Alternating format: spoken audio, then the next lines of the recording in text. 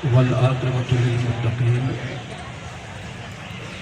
वस्सलातु वस्सलामु अला सुल्तानिस सलातीन सय्यिदिल अंबिया'i वल मुरसलीन मुहम्मदिल मुख्तार व आलिहिल अत्हार व असहाबिहिल अख़यार। अम्मा बअद फ़अऊज़ु बिल्लाहि मिनश शैतानिर रजीम। बिस्मिल्लाहिर्रहमानिर्रहीम। वमा अर्सलनाका इल्ला रहमतल लिल आलमीन। सदक़ल्लाहु मौलाना अज़ीम व सदक़ रसूलुहुन नबियुल अमीनुल मुबीनुल मकीनुल मतीनुल करीम। व नहनु अला ज़ालिका लमिनश शाहिदीन व शाकिरीन वल्हम्दुलिल्लाहि रब्बिल आलमीन। मिंबर नूर पे जलवाबार उलमा अहले सुन्नत, अइम्मा मसाजिद, असातिज़ा मदारिस, दिल्ली और हरियाणा के मुख्तलिफ मकामात से तशरीफ़ लाने वाले मोहतरम बुज़ुर्गों, नौजवान साथियों, अज़ीज़ बच्चों, अस्सलामु अलैकुम व रहमतुल्लाहि व बरकातुहू। आयत करीमा की फ़जीलतें और बरकतें हासिल करने से पहले आइए हम और आप इंतहाई मोहब्बत और अक़ीदत के साथ अपने आका व मौला कौनैन के दूल्हा, काली जुल्फ़ों वाले रसूल, सुनहरी जाली वाले महबूब, डूबों को तैराने वाले पैगंबर, गम की हिचकियाँ लेने वालों को ज़िंदगी देने वाले नबी, यतीमों को उंगली पकड़ा देने वाले रसूल, बेवाओं को कलेजे से लगाने वाले रहमतुल लिल आलमीन, सिदरा से आगे जाने वाले मुस्तफ़ा, लामखा की सैर करने वाले पैगंबर, मक्के और मदीने की चटाई पर बैठकर सारी कायनात की तकदीर का फ़ैसला करने वाला अल्लाह का हबीब हुजूर अहमद मुस्तफ़ा मोहम्मद मुस्तफ़ा सल्लल्लाहु अलैहि वसल्लम की बारगाह आलिया में दरूद पाक की डालियाँ निछावर करें बावाज़े बलाल। अल्लाहुम्मा सल्लि अला सय्यिदिना मौलाना मुहम्मद व अला आलि सय्यिदिना मौलाना मुहम्मद व बारिक व सल्लिम सलातुन व सलामुन अलैका या रसूल अल्लाह। एक बार और अल्लाह रब्ब मुहम्मदिन सल्लल्लाहु अलैहि वसल्लम नहनु इबादु मुहम्मदिन सल्लल्लाहु अलैहि वसल्लम सलामुन अलैका या रसूल अल्लाह। एक बार पूरी तवज्जो मदीना तैयबा में और मोहब्बत से नबी और आले नबी की बारगाह में सल्लल्लाहु अलैहि वसल्लम सलातुन व सलामुन अलैका या रसूल अल्लाह। हम मुहिब्बे मोहतरम जनाब तौकीर भाई साहब और जो उनके अहबाब हैं, जो इस मकाम पर जुमा की नमाज का एहतमाम करते हैं, उन्हें मुबारकबादी देते हैं। और वह इंतज़ामिया के लोग जो इस नमाज के होने में अपना ताउन पेश करते हैं, उनका शुक्रिया अदा करते हैं। ऐसे इलाके में ये जुमा की नमाज हो रही है कि अगर ये एहतमाम न किया जाए तो मुझे लगता है 50% लोग नमाज जुमा न पढ़ पाएंगे। मगर इस एहतमाम की वजह से कम इज्तिमाई तौर पर हफ्ते में एक बार अपने रब की बारगाह में पेशानी झुकाने का मौका मिल जाता है। शानदार खिताब खतीब अहले सुन्नत रूह दरसगाह हजरत मौलाना मुफ्ती मुबारक हुसैन साहब फाजिल जामे अज़हर मिस्र से आपने समाअत फरमाया। थोड़ी देर के लिए मैं आपकी बज़्म मोहब्बत में हाजिर हूँ, मगर इतना बता दें इसलिए कि आज यौम आज़ादी है। आपकी फिक्र और आपका जहन चाहे जैसा हो, अल्हम्दुलिल्लाह मैं आज बहुत मूड में हूँ। और जो मूड कभी कभी बनता है वो अभी अभी बन गया। दरिया के साथ वो तो समंदर में बह गया, मिट्टी में मिलके मिट्टी का हकदार मैं ही हूँ।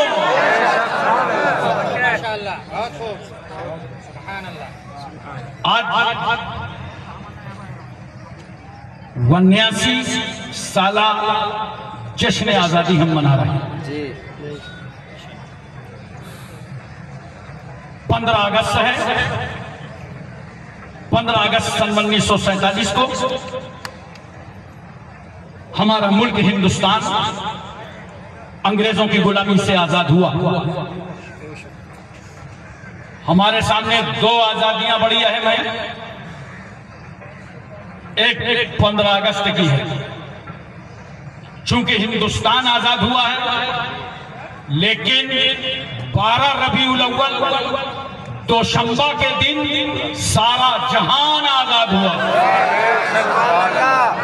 नारे तकबीर, नारे रिसालत, नारे रिसालत, हमारा हिंदुस्तान, आजा का हिंदुस्तान, नारे तकबीर, नारे रिसालत। अच्छा इत्तेफाक ऐसा 15 अगस्त सन 1947 दिन जुमा का, आज भी दिन जुमा, महीना रमजान शरीफ का, शबे कदर की बरकतें लिए हुए, इसलिए मुसलमान मुल्क की आजादी के वक्त कितनी खुशी मना रहा होगा जब उसकी दुनिया भी सही हो रही थी और आखिरत भी सही हो रही थी। नारे तकबीर, नारे रिसालत, आला हजरत, आजा का हिंदुस्तान, हमारा हिंदुस्तान, नारे तकबीर, नारे हैदरी। मैं अपने तमाम भाइयों को दावत देता हूं कि जिसने इस्लाम ना पढ़ा हो वो पढ़े और समझे। इस्लाम ही वो मजहब है जिसने सबसे ज्यादा आतंकवाद और दहशतगर्दी की मजम्मत की है। और आज भी हम इस इस्लाम से दहशतगर्दी की पुरजोर मजम्मत करते हैं। इस्लाम के सामने, मुसलमानों के सामने, चाहे कोई कलमा पढ़ करके दहशतगर्द आ जाए और चाहे बगैर कलमा के आ जाए। अबू जहल बगैर कलमा के आया था, सहाबा ने मैदान बद्र में इस आतंकी की धज्जियां बिगाड़ दी और यजीद की पूरी टीम कलमा पढ़कर आई थी। इस दहशतगर्दी के ताबूत पर फातिमा के बेटे हुसैन ने आखिरी कील ठोकी और कहा, सुनो, कभी गर्दन काट कर दहशतगर्दी को मिटाया जाता है और कभी गर्दन कटवा कर दहशतगर्दी को। नारे रिसालत, नारे रिसालत, नारे हैदरी, खाजा का हिंदुस्तान, खाजा का हिंदुस्तान, उलमाए हक जिंदाबाद। सुभान अल्लाह, सुभान अल्लाह। इस मुल्क की आजादी में हिंदुओं, मुसलमानों, सिखों, ईसाइयों सबका हिस्सा है। अब किसी का हिस्सा न छीनो,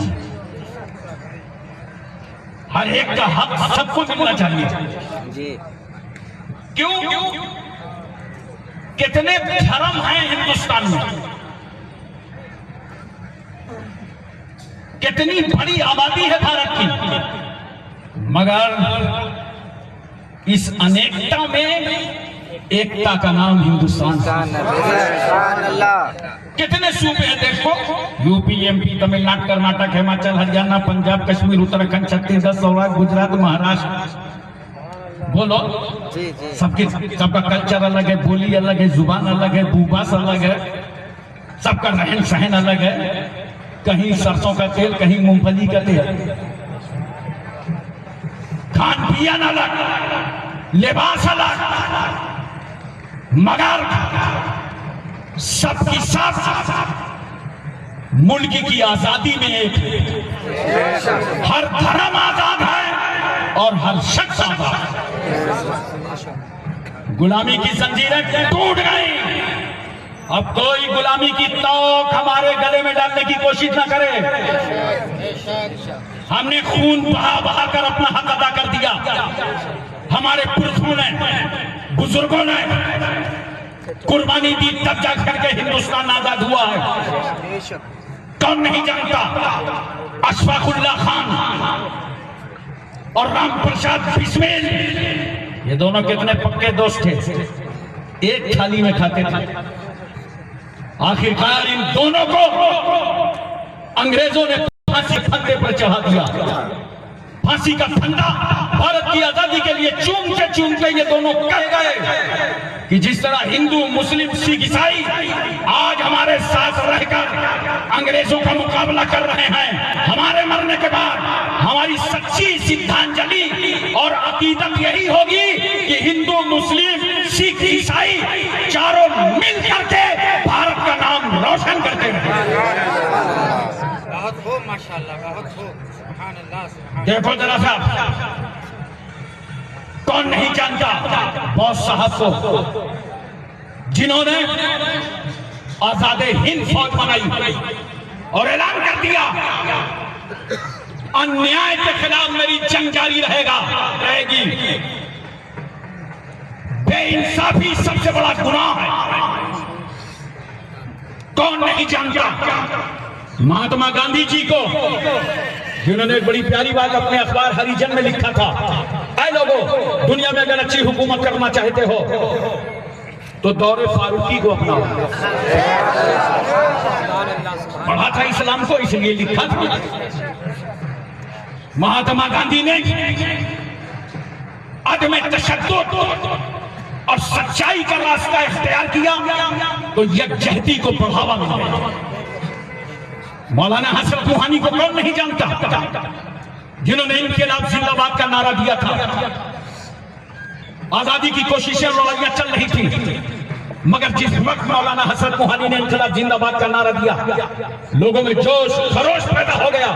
घरों से निकल पड़े, अपने अपने इलाकों से निकल पड़े, शहरों से निकल पड़े और ऐलान करने लगे कि भारत की आजादी के लिए हम अपना खून तो दे सकते हैं, मगर अंग्रेजों की गुलामी में रहना पसंद नहीं कर सकते।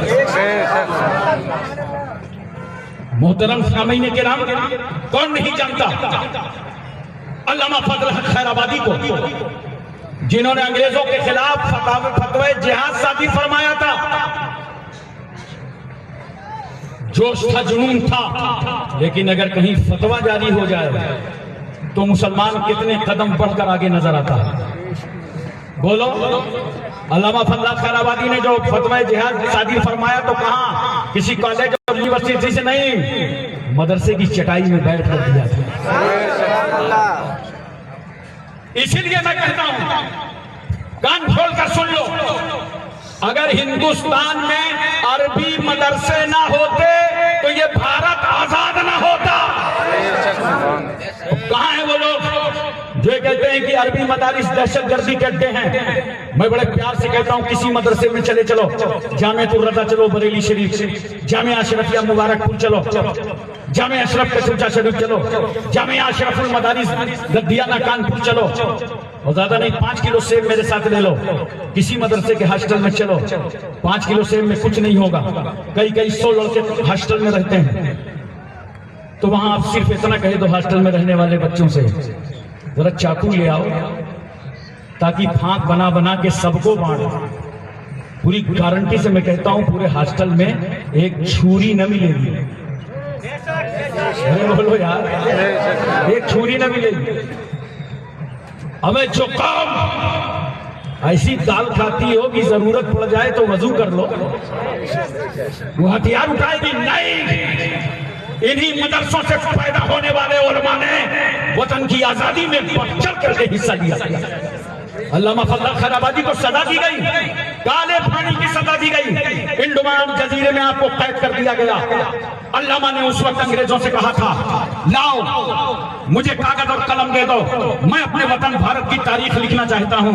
अंग्रेजों ने कहा था, अल्लामा साहब ये गेस्ट हाउस इस तिरंगे डिजाइन किया था, एक रंग सुर्ख है, एक सब्ज है, एक सफेद है, क्या रंग है? बहुत हिकमत से के साथ किया था। जानते हैं ये सुर्ख वाला हिंदू भाइयों का है और ये हरा वाला मुसलमान भाइयों का है और ये सफेद वाला ईसाई भाइयों का है। मैं जबलपुर में तकरीर कर रहा था, एक सरदार जी खड़े होकर कहा, हजरत हमारा किधर गया? मैंने कहा, भाई ये जो झंडा में डंडा लगा है ये बाबा फरीदुद्दीन का। मोहतरम सामीन किराम, एक बात और मैं आपसे पूछता हूं, आज इस तिरंगे को जिसको हम अपनी महफिलों में ले आए, हम अपने स्टेज पर ले आए और इस तिरंगे को हम कहां कहां ले जाते हैं? कोई कितना बड़ा दावा करे भारत की सरहदों सीमा से आगे नहीं ले जाएगा, इसी हिंदुस्तान में लेके तिरंगा घूमता रहेगा।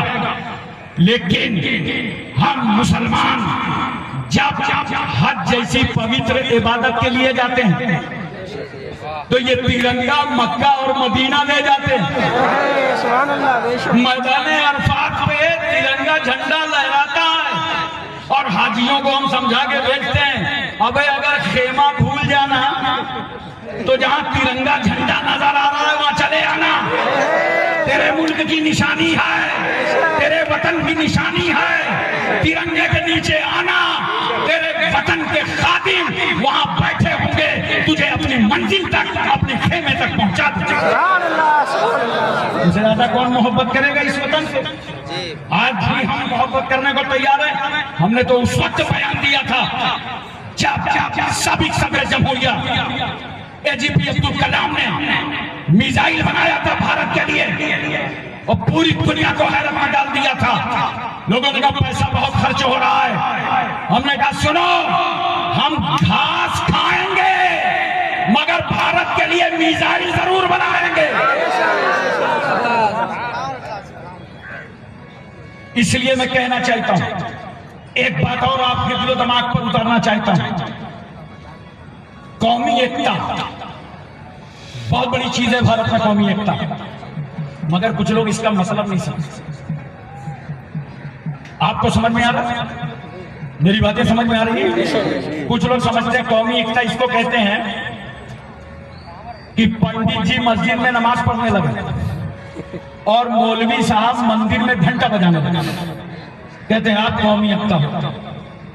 मैं कहता हूं अगर कोई पंडित जाके मस्जिद में नमाज पढ़ता है और कोई मौलवी मंदिर में जाके घंटा बजाता है तो याद रखना ये दोनों अपने मजहब के वफादार नहीं हैं, और जो अपने मजहब का वफादार ना हो वो कभी अपने वतन का वफादार नहीं हो सकता। ये मतलब नहीं है कौमी एकता का ये एक दूसरे का मजहब कबूल कर लो, नहीं, लकुम दीनुकुम वलिय दीन। ये तो 1400 साल पहले इस्लाम ने बता दिया था, तुम्हारे लिए तुम्हारा दीन, हमारे लिए हमारा दीन। कौमी एकता का मतलब ये है कि जब पाकिस्तान के आतंकवादी भारत की सरहदों सीमा में घुसे तो हमें करना क्या है? चाइना जब हमारी सरहदों में घुसे, मकान तामीर कराए, हमारी जमीन छीने, तो अब कौमी एकता का वक्त आ गया।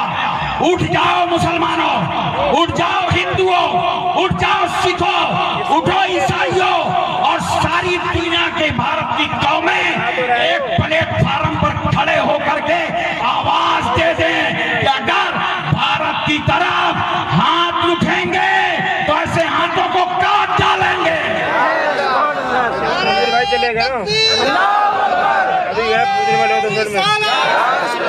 आजा का हिंदुस्तान, आजा का हिंदुस्तान, भारत का मुसलमान, भारत का मुसलमान, नारे तकबीर।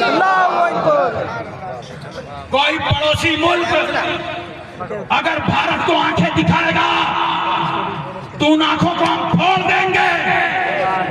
हमारी सरहद में घुसने की कोशिश कोशिश करोगे तो ऐसे पैरों को काट डालेंगे। ये कौमी एकता है।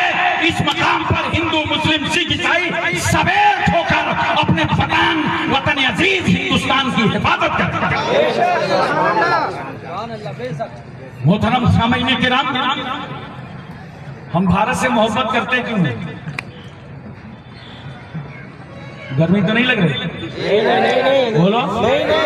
अरे अभी तो अपने वतन के लिए और कुर्बानियां देना है। मौसम कैसा अल्लाह ने बना दिया। बोलो। हल्की हल्की हवा भी चल रही है।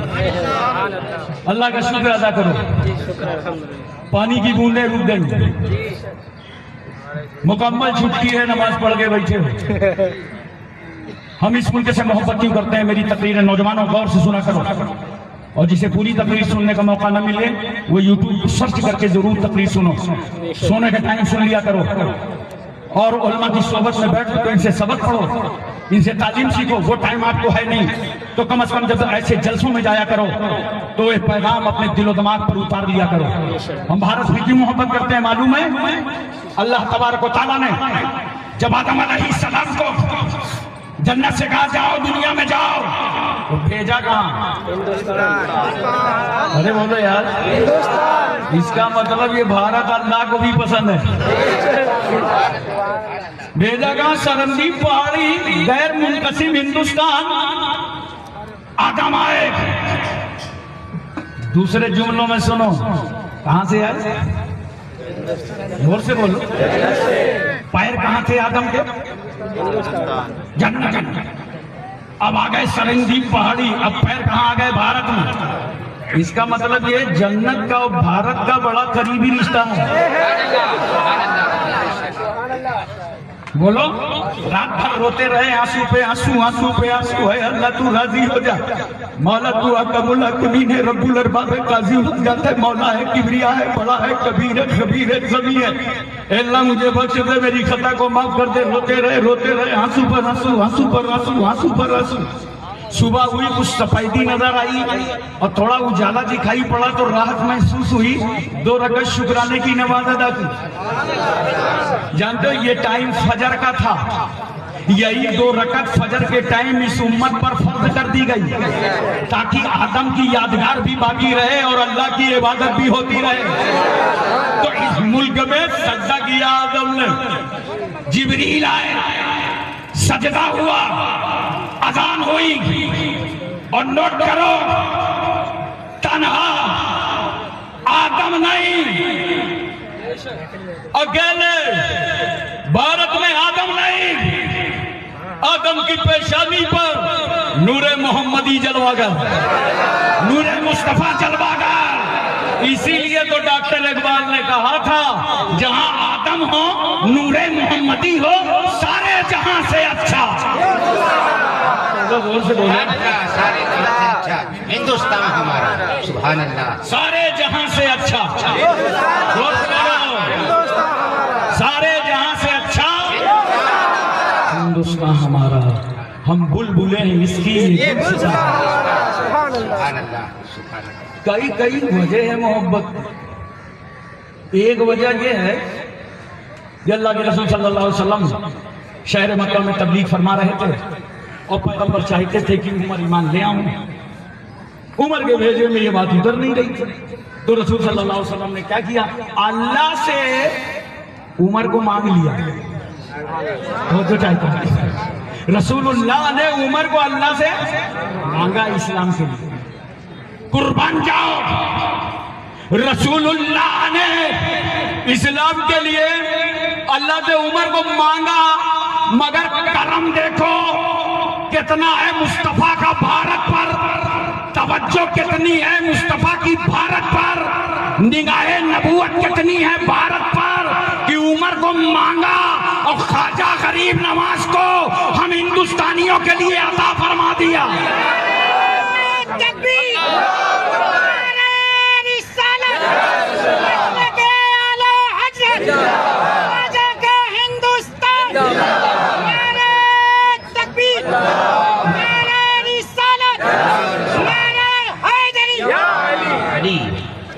ख्वाजा गरीब नवाज रहमतुल्लाह ताला अलैह हिंदुस्तान तशरीफ लाए, तन्हा नहीं, साथ में 40 औलिया किराम, कुतुबुद्दीन बख्तियार काकी जैसी जाते गिरामी,